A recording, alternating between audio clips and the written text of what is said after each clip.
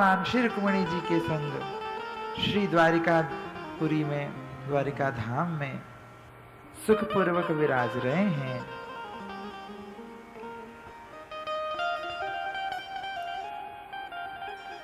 राजा उग्रसेन द्वारिका के राजा बने हैं, परंतु द्वारिकाधीश नाम है श्री कृष्ण का। भगवान श्री कृष्ण न तो राजा हैं न तो राजकुमार हैं, परंतु द्वारिकाधीश नाम किसका चल रहा है? श्री कृष्ण का।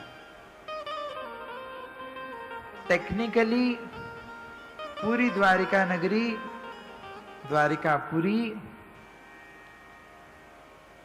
उग्रसेन जी के अधीन है। उग्रसेन जी उसके राजा हैं और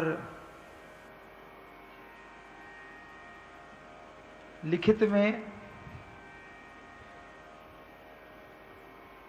बिल्कुल स्टैंप में मानो रजिस्टर्ड जिनके नाम से द्वारिका नगरी है, रजिस्ट्री के अनुसार वह द्वारिका नगरी श्री बलराम जी की है, क्योंकि यह द्वारिका नगरी महाराज रेवत की नगरी है।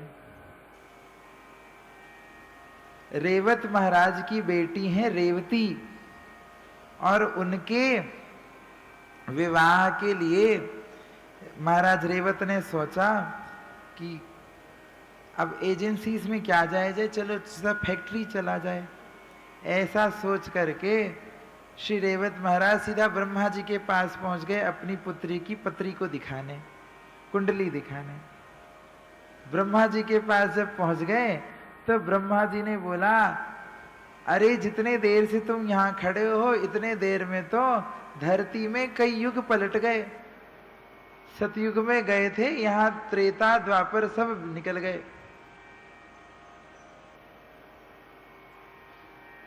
तो द्वापर का अंतिम समय चल रहा है, जिसमें ब्रह्मा जी ने कहा जल्दी भागो, द्वापर युग का अंतिम काल चल रहा है। भगवान श्री कृष्ण अवतार लिए हुए हैं, उनके संग में उनके बड़े भैया हैं बलराम, तुम उनके संग अपनी पुत्री का विवाह कर दो।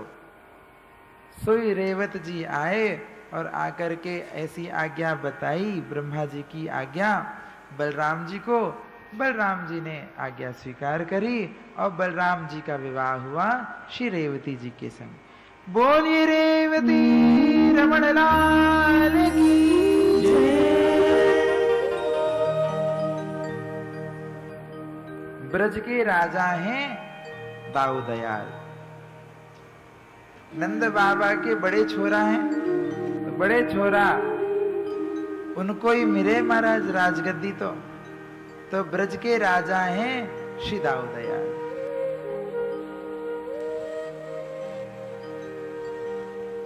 दाऊ जी का बलराम जी का विवाह रेवती जी के संग हुआ।